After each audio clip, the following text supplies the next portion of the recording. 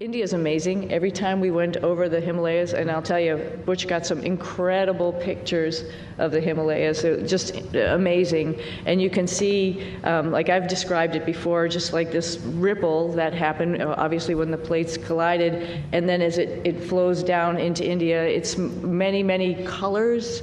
I think when you come from the east going into like Gujarat and Mumbai, the fishing fleet that's off the coast there gives you a little bit of a beacon that here we come. And then all throughout India, I think the impression I had was it was just like this network of lights from the bigger cities going down through the smaller cities. Just incredible to look at night as well as during the day, highlighted, of course, by the Himalayas, which was just incredible as a forefront going down into India.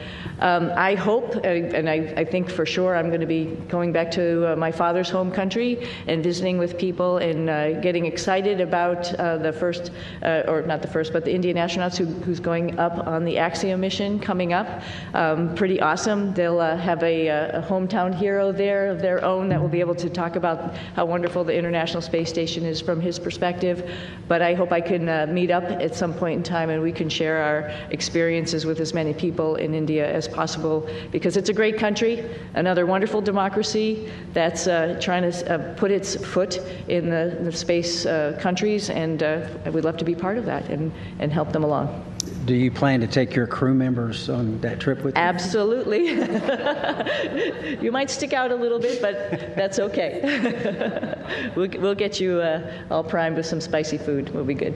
Feeling good since we've been back almost 2 weeks now. Actually went out and ran 3 miles yesterday, so I will give myself a little pat on the back. Our trainers are rocking it and getting us ready to get back to help out with the new astronauts as they're getting ready for their mission. So the biggest thing I want to say was thank you. Yeah. I wanted to hug my husband and hug my dogs.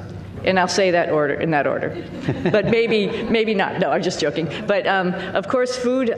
Something that's just like for home for me, like something that is very, reminds you of home. And my father was a vegetarian, so I had a good grilled cheese sandwich when I got home. So that reminded me of him. Yeah, sir. It's like you all mentioned, it's slightly unique, and there's some lessons learned to it. And part of that is just resilience and being able to take a turn that was unexpected and make the best of it. And I think that is the biggest thing that I want to, pass down, particularly to kids who think that their life should be the straight arrow to what you want to do, and you're just going to get there. Well, sometimes it takes some turns, some rights and some lefts, and you just keep focused on your goal, and other doors might be open for you. So I think that's the biggest message.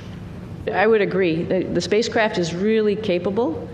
There were a couple things that need to be fixed, like Butch mentioned, and folks are actively working on that. But it is a great spacecraft, and it has a lot of capability that other spacecraft don't have.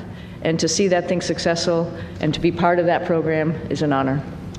Yeah. This is a lot bigger than Butch and myself, like we've talked about already. This is the International Space Station program, and there's a lot of wheels that are turning and wickets that we have to go through to get people up to the International Space Station to do all of the amazing science that we're doing up there. We recognize that, we know that, just like anybody else in the astronaut office, and we came, as Butch has mentioned before, prepared, and we were ready to do that pivot and be part of that bigger thing that's not just about us, knowing that everybody on the ground, there's a huge team of people, like I quickly mentioned in my quick thank you, but there's a huge group of people who are looking at the whole program and understanding how and what was the best time and way to get us back home. We knew that, and we were ready to wait until that decision was made, and that was fine.